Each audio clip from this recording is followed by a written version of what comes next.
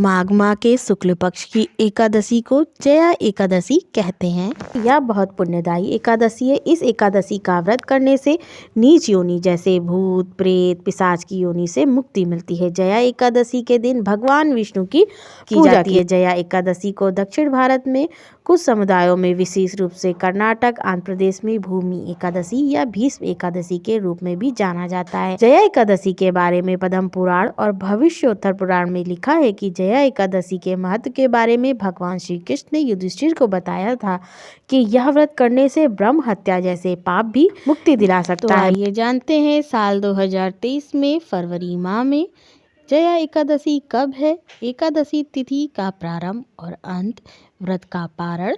मगर उससे पहले वीडियो को लाइक कर दें और अगर मेरे चैनल पर नए आए हैं तो चैनल को सब्सक्राइब कर दें। तो चलिए वीडियो शुरू करते हैं। फरवरी 2023 में जया एकादशी 1 फरवरी 2023 दिन बुधवार को है।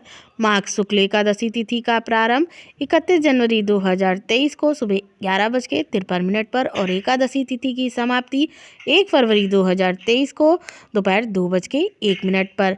पारण का समय 2 फरवरी को सुबह 7:05 से सुबह 9:17 पर। पारण तिथि के दिन द्वादशी समाप्त होने का समय शाम को 4:26 पर। व्रत की विधि पुराणों के अनुसार दशमी तिथि को शाम को सूर्यास्त के बाद भोजन नहीं करना चाहिए और रात्रि में भगवान का ध्यान करते हुए सोए। एकादशी व्रत रखने वाले को अपने मन को शांत एवं स्थिर रखे, किसी प्रकार की द्वेष भावना क्रोध मन में ना लाएं।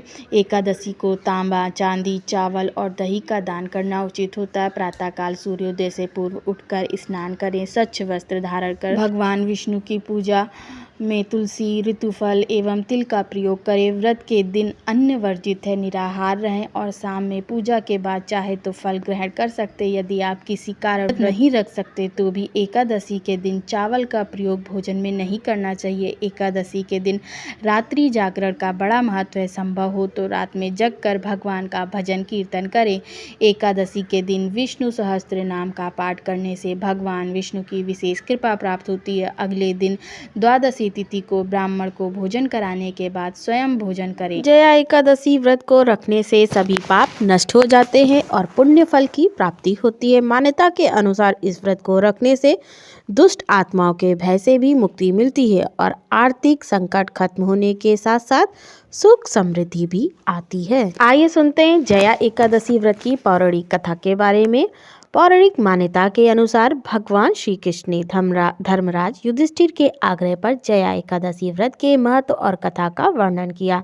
इस कथा के अनुसार इंद्र की सभा में उत्सव चल रहा था। देवगण, संत, दिव्य पुरुष सभी उत्सव में उपस्थित थे। उस समय गंधर्व गीत गा रहे थे और गंधर्व कन्याएं नृत्य कर रही थी। इन्हीं गंधर्वों में एक माल्यवान नाम का गंधर्व भी था जो बहुत ही सुरीला गाता था। जितनी सुरीली उसकी आवाज उतना ही सुंदर रूप था।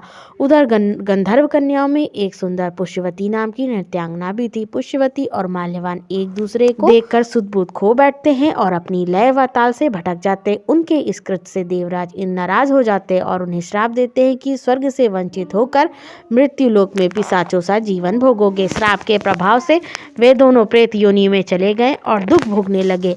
पिशाची जीवन बहुत ही कष्टदायक था। दोनों बहुत दुखी थे। एक समय माघ मास में शुक्ल पक्ष की एकादशी का दिन था। पूरे दिन में दोनों ने सिर्फ एक बार ही फलाहार किया। रात्रि में भगवान से प्रार्थना कर अपने के पर पश्चाताप किया। इसके बाद सुबह तक दोनों की मृत्यु हो गई। अनजाने में ही सही, लेकिन उन्होंने एकादशी का उपवास किया और इसके प्रभाव से उन्हें प्रेत योनि से मुक्ति मिल गई और वे पुनः स्वर्गलोक को चले गए। जय श्री कृष्ण।